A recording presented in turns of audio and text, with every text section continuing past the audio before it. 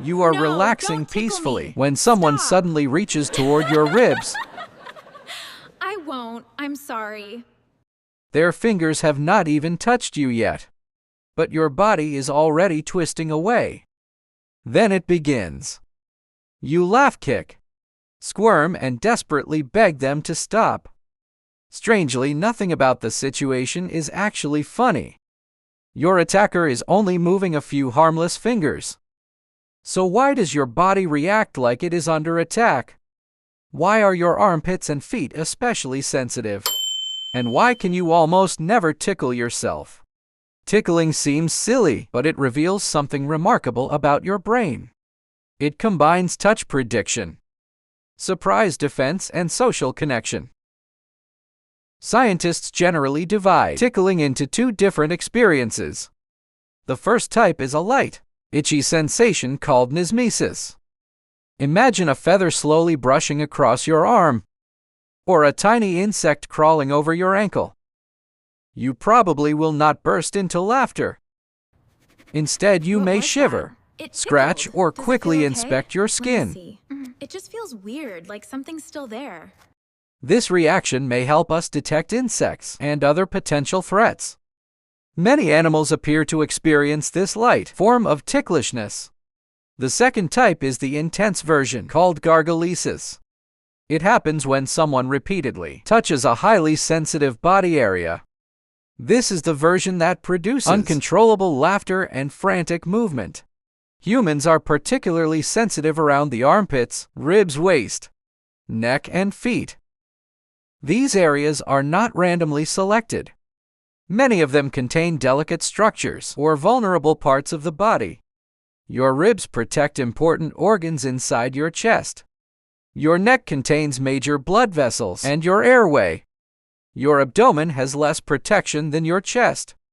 Your feet constantly collect information about pressure, balance, and movement. Your armpits also contain many sensitive nerves. When these areas are unexpectedly touched, your body reacts immediately. It pulls away before you have time to think. Ticklishness may therefore include an ancient defensive response. Imagine one of your ancestors resting on the ground.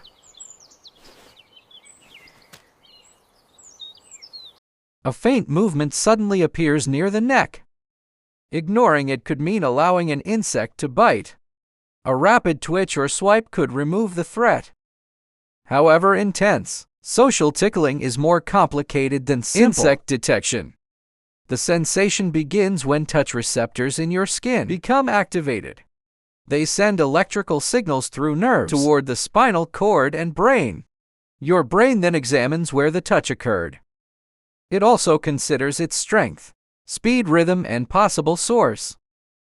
But physical touch alone does not fully create ticklishness. Surprise is extremely important. You may feel ticklish before another person even touches you. Simply seeing Don't approaching touch me. fingers can trigger Just laughter teasing, and defensive relax. movement. No, stop. But it's fun. No. Your brain is already predicting an unpredictable attack. That contradiction makes the experience unusually intense.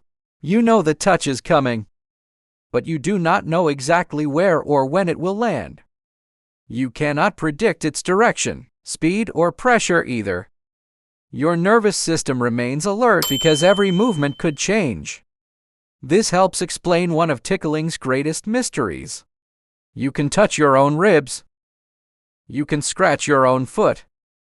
You can even copy the exact movement another person used. Yet the result usually feels completely ordinary. Your fingers are not less effective. Your brain simply knows too much.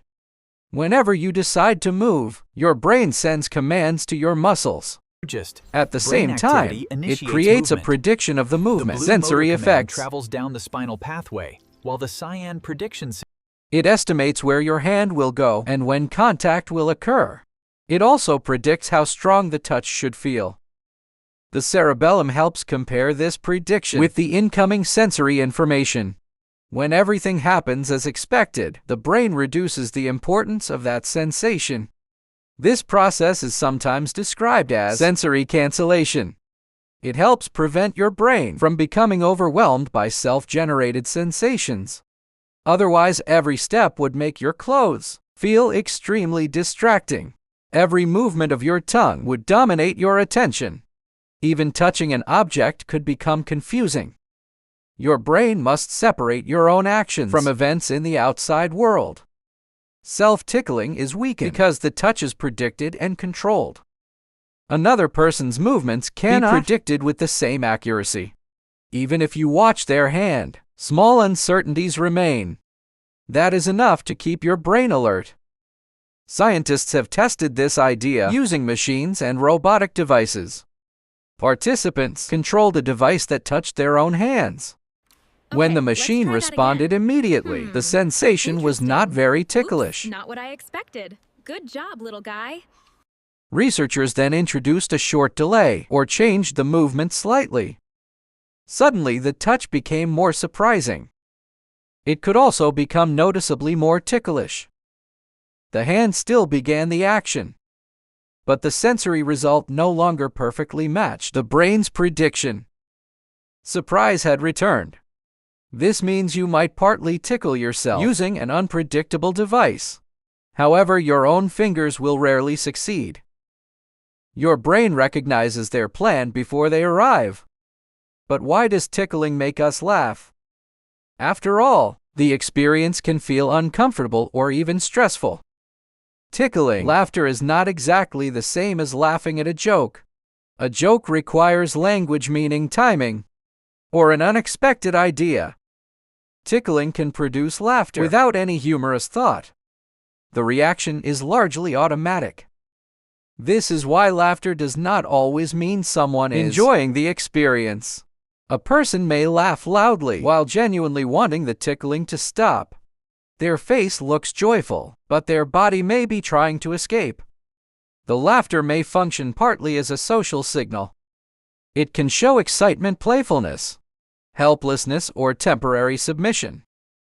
Tickling often appears during playful interactions between trusted people. Peekaboo. Parents gently Here I tickle come. babies during games.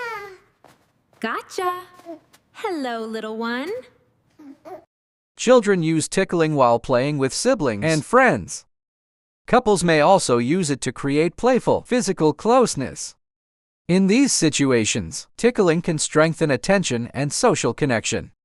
Babies begin responding to social touch early in life. They gradually learn to connect familiar faces with playful movements.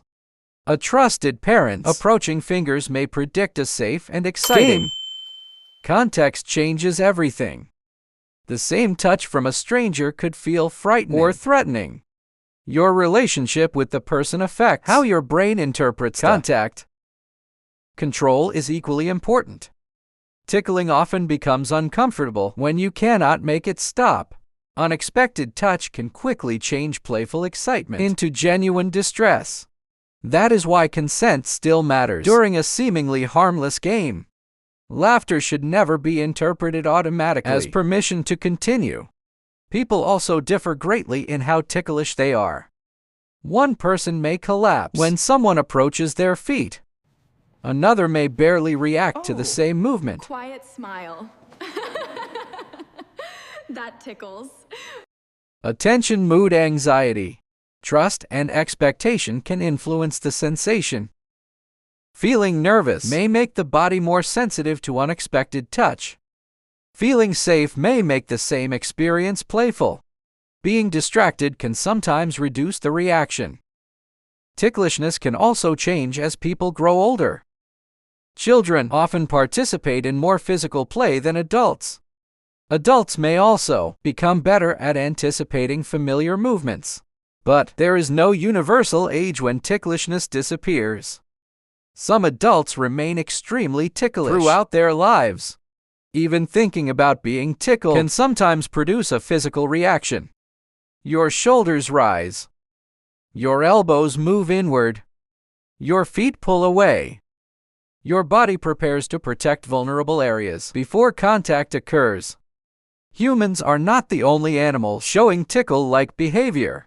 Great apes can respond playfully when sensitive areas are touched. Young rats also react to gentle, playful handling. They produce ultrasonic vocalizations that humans cannot normally hear. Researchers often describe these sounds as laughter, like chirps. Some rats even approach the hand that previously tickled them. This suggests the interaction can be rewarding under safe conditions. Yet animal reactions should not be treated as identical to human laughter. Their nervous systems and social behaviors differ from ours. Still, the similarities suggest ticklish play has deep, biological roots. Tickling may have developed from several functions rather than only one. Light tickling may help detect small threats moving across the skin. Stronger tickling may teach young individuals to protect vulnerable body areas. Playful tickling may also support bonding and social communication. Scientists continue debating how important each explanation really is. There may never be one simple answer. Ticklishness is created by several systems working together. Your skin detects the touch. Your nerves deliver the message. Your brain evaluates the location and possible threat. Its prediction system measures how surprising the movement was. Your social brain considers who is touching you and why. Then Hey your there. body produces laughter twisting, No, stop kicking, that. or That's escape. not allowed. Just testing. Well, don't. That wasn't fair. So being ticklish is not merely a strange weakness. It demonstrates how quickly your brain predicts and interprets the world. You cannot tickle yourself because your brain is already one step ahead. But when another person attacks with unpredictable fingers, that advantage disappears. And suddenly the smallest touch can take control of your entire body.